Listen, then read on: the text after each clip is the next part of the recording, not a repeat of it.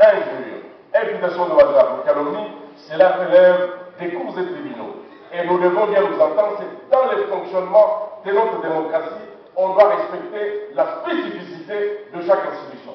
Nous disons que votre consoeur, la dame, pour qui j'ai beaucoup de respect, qui aurait été incommodée dans sa vie, elle a le droit de pouvoir saisir les cours et tribunaux pour que les lois de notre pays soient appliquées.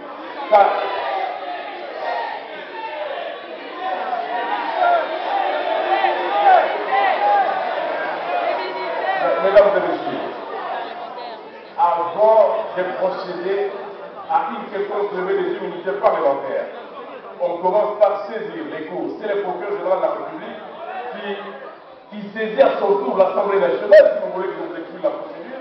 Nous ne pouvons pas, de notre propre chef, décider de lever les immunités d'un député. Nous sommes saisis par le procureur général de la République. C'est lui qui doit faire la demande. À ce jour, je n'ai reçu aucune demande émanant du parquet général de la République allant dans ce sens. Et donc, nous devons respecter les lois de notre propre pays. Deuxièmement, le deuxième objet, les noms de la corporation en ce qui concerne le CESAC n'auraient pas été respectés. Je voudrais d'abord répondre que moi-même j'ai vu une lettre ouverte adressée au chef de l'État ce matin dans beaucoup de journaux. J'aurais aimé que leur réclamation, parce qu'il peut y avoir erreur matérielle, il peut y avoir aussi manipulation des listes, mais si les revendications ne se font pas dans les normes, de quelle manière on va devoir donner une réponse? J'ai vu la lettre ouverte dans tous les journaux, lettre ouverte au président Kabila. Je me disais que celui qui est dans son droit respecte les normes pour que ce droit soit respecté. Parce qu'en ne respectant pas nous-mêmes nos droits, comment pouvons-nous attendre de l'autre côté qui est ce respect que nous exigeons de tous nos vœux?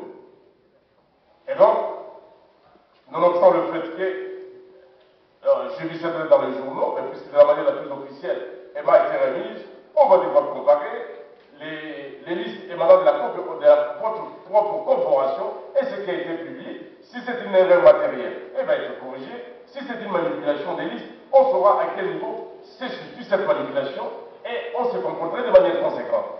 Prenez besoin de pouvoir apprécier au chef de l'État une lettre dans tous les journaux, une lettre ouverte, alors que lui n'a fait que réceptionner les listes à son niveau. Qu'il s'agisse de l'Assemblée nationale, nous avons désigné ses délégués, le Sénat l'a fait de même, et plusieurs corporations. Il peut y avoir une erreur matérielle ou même manipulation. L'essentiel, c'est de pouvoir vérifier. Mais la revendication doit être faite dans les normes.